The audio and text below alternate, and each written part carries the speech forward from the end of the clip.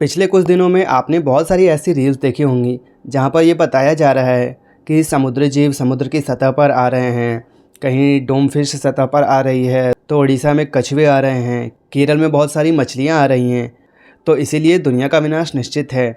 ऐसी ऐसी बहुत सी वीडियोज़ आपने देखी होंगी। तो आप सबको तो पता ही है कि मैं अपने शास्त्रों पर विश्वास करता हूँ और हमारे शास्त्रों में कलयुग की आयु 4,32,000 वर्ष की बताई गई है, जिसमें से केवल 5,125 साल ही पूरे हुए हैं। और हमारे शास्त्र में जहाँ पर कलयुग का वर्णन आता है वहाँ पर ये बताया गया है कि जब कलयुग का अंत निकट होगा तो मनुष्य की आयु मात्र 20 वर्ष की ही रह जाएगी। गायें बकरियों के समान हो जाएगी, यानी कि उनका आकार बकरियों सा हो जाएगा।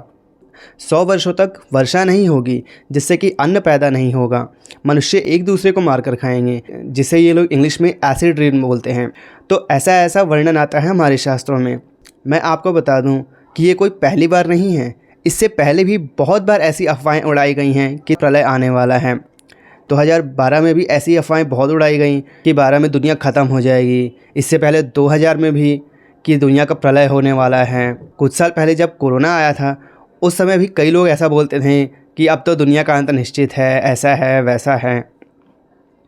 तो मैं आपसे बस इतना ही कहना चाहता हूँ कि विनाश अवश्य कुछ ना कुछ होगा कहीं पर ऐसा नहीं है कि पूरी की पूरी दुनिया ही ख़त्म हो जाएगी।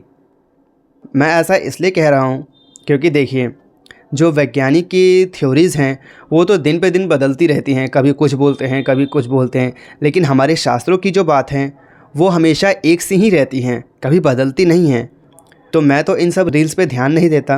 आपसे भी यही कहना चाहूँगा कि शास्त्रों को मानिए, ये सब इंटरनेट पे फैलाई हुई बातों को नहीं कि ऐसा हो जाएगा वैसा हो जाएगा।